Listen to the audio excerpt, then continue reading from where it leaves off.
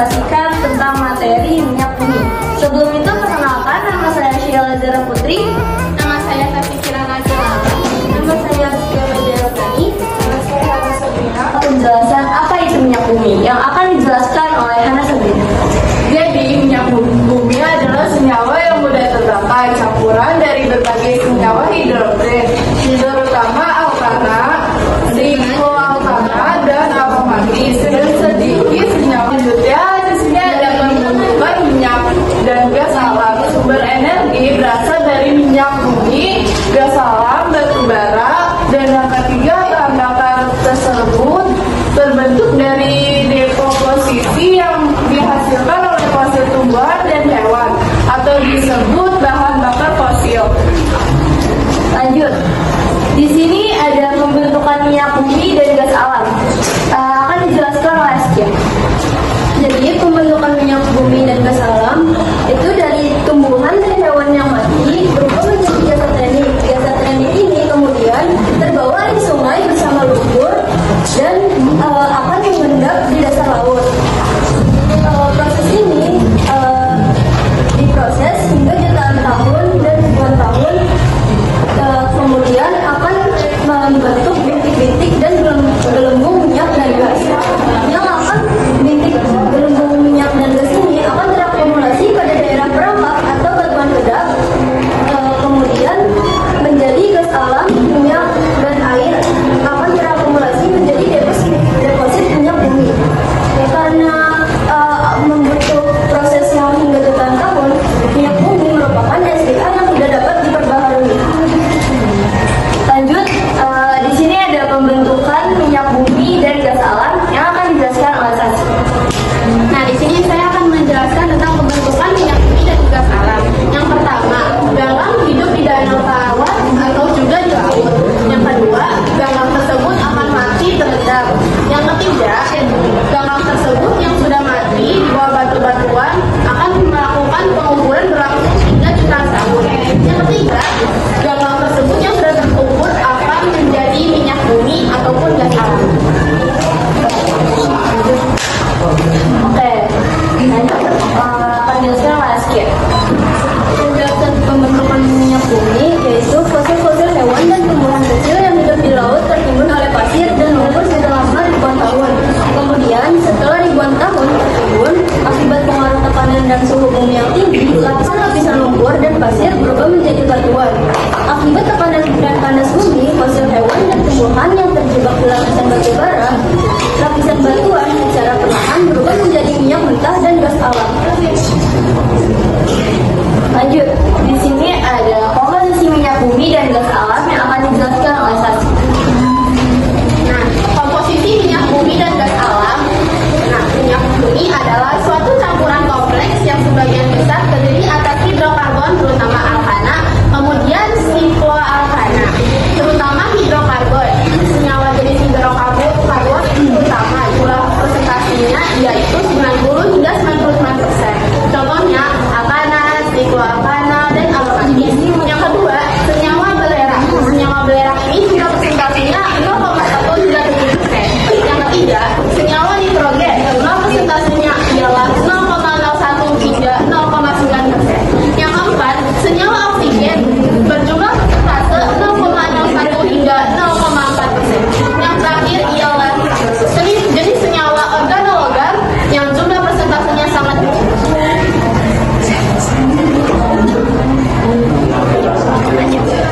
Di sini ada pengolahan minyak bumi yang akan dijelaskan oleh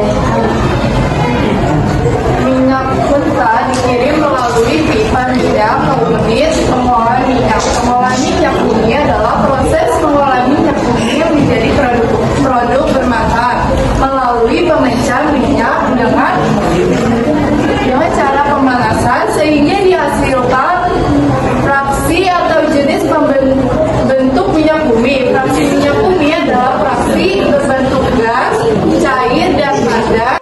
Senyawa nitrogen, jumlah presentasinya ialah 0,01 hingga 0,9%. Yang keempat, senyawa oksigen berjumlah persentase 0,01 hingga 0,4%. Yang terakhir ialah jenis senyawa organologam yang jumlah persentasenya sangat kecil.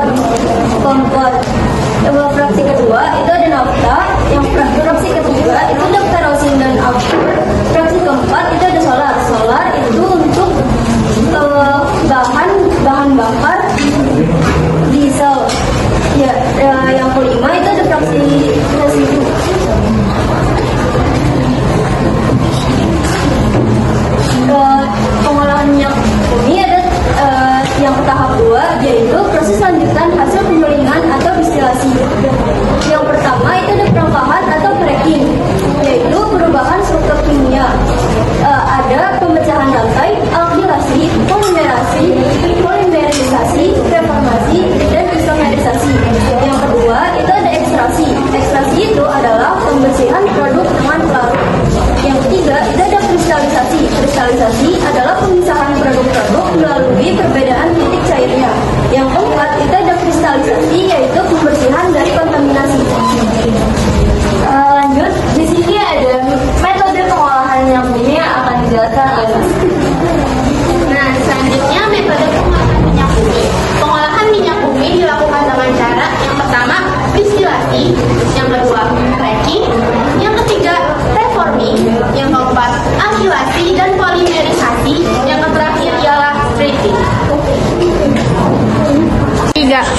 Nah, di sini ada proses distilasi yang akan dijelaskan oleh Askia. Jadi, distilasi adalah proses pemisahan minyak bumi dengan cara pemanasan sehingga menghasilkan beberapa fraksi yang sesuai dengan titik didihnya.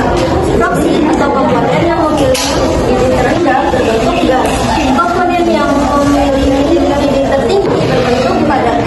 Hasil proses distilasi minyak bumi antara lain gas, LPG, bensin, minyak tanah atau kerasin, aftur, solar, minyak diesel, pelumas atau oli, lilin, parafin, malam, dan aspal atau bitumen. Lanjut, di sini ada penjelasan tentang cracking, itu akan dijelaskan oleh Hana. Lanjutnya di sini ada cracking. Cracking adalah proses pengumaraian atau pemecah molekul senyawa hidrogen berukuran besar menjadi molekul senyawa hidrogen berukuran kecil. Dan tujuan cracking adalah meningkatkan kualitas fraksi minyak bumi itu sendiri. Dan contohnya cracking pada minyak solar atau minyak tanah menjadi bensin.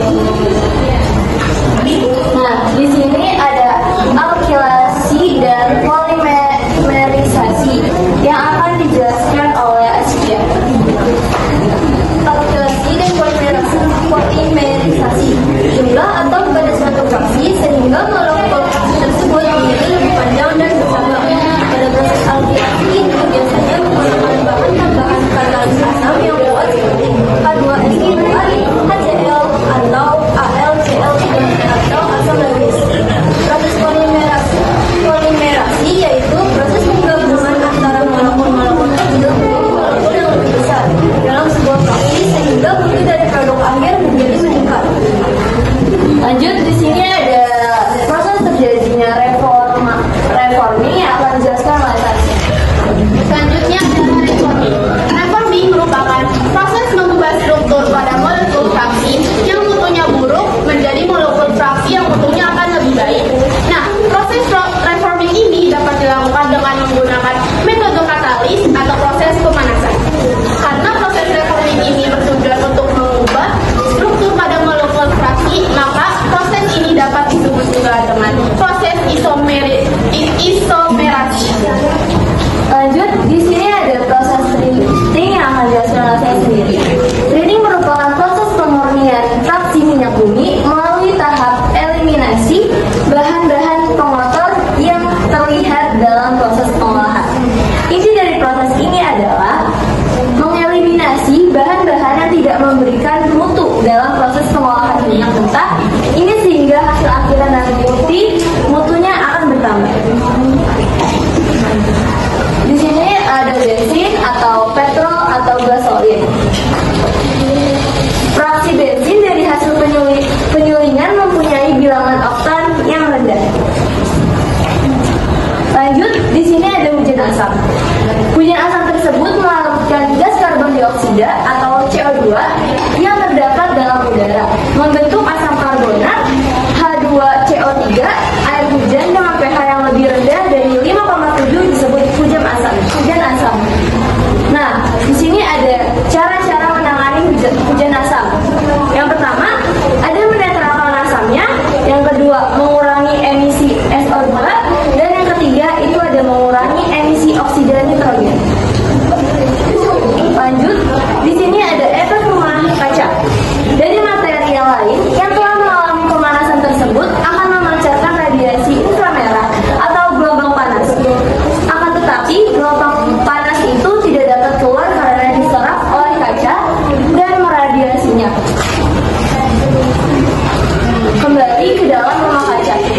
Akibat yang terjadi adalah meningkatnya suhu di dalam rumah kaca. Nah, di sini juga ada dampak positif dan dampak negatif. Dampak positifnya, yang pertama, sebagai sumber bahan bakar utama untuk menghasilkan energi. Yang kedua, digunakan dalam industri petrokimia untuk membuat polimer maupun bahan baku kimikal lainnya. Yang ketiga, di sini ada residu dari proses pengolahannya atau aspal. Dapat dijadikan sebagai perekat yang kuat untuk pembuatan jalan raya. Yang keempat, penggunaannya dapat menggerakkan perekonomian suatu negara dan pengaruhnya sangat besar. Nah, selain dampak positif, ternyata ada juga dampak negatifnya loh. Yang pertama, ada gas CO2 hasil dari reaksi pembakaran dapat menyebabkan pemanasan global, dan gas CO2 dari kendaraan akan menyebabkan gangguan pernapasan. Yang kedua, ada ketergantungan yang sangat tinggi pada SDA ini. Menyebabkan sedikit penggunaan dari SDA yang terbarukan. Nah, yang ketiga ada gas H2S yang dihasilkan dari proses pengolahan minyak bumi, dapat menyebabkan kematian jika dihirup oleh manusia dalam jumlah yang tinggi. Dan yang terakhir, dapat menyebabkan krisis jika terjadi kelebihan produksi minyak seperti yang sekarang terjadi. Oke, cukup sekian presentasi dari kami. Mungkin ada yang ingin ditanya? Oke.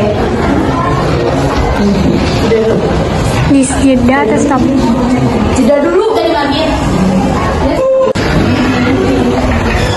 Nama saya Naya. Di sini saya mau nanya, mungkinkah kita memproduksi sendiri minyak bumi tanpa melakukan pengeborannya? Oke, untuk pertanyaan selanjutnya. Perkenalkan, nama saya Natia. Pertanyaannya, mengapa minyak bumi memiliki keunggulan dibanding sumber daya alam lainnya? Oke, pertanyaan selanjutnya. Perkenalkan, nama saya Vanessa Siadian. Saya ingin bertanya, mengapa minyak bumi termasuk bahan bakar hidup? Oke. Baik, terima kasih atas pertanyaannya. Kami izin menjawab.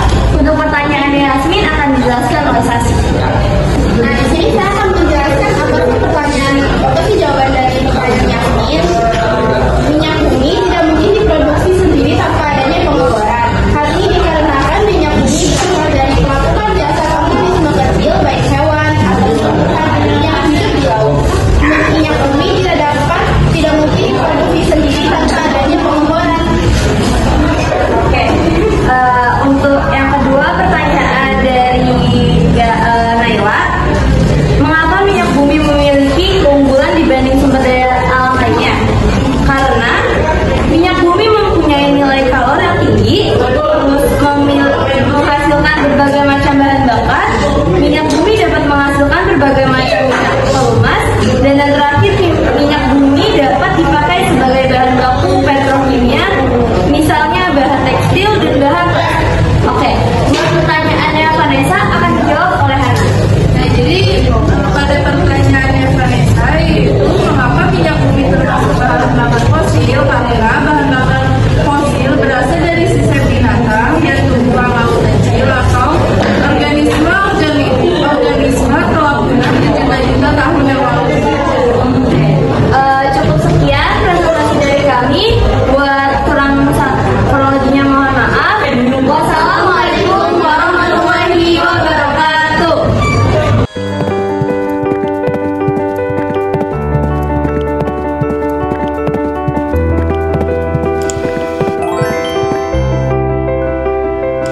The end video.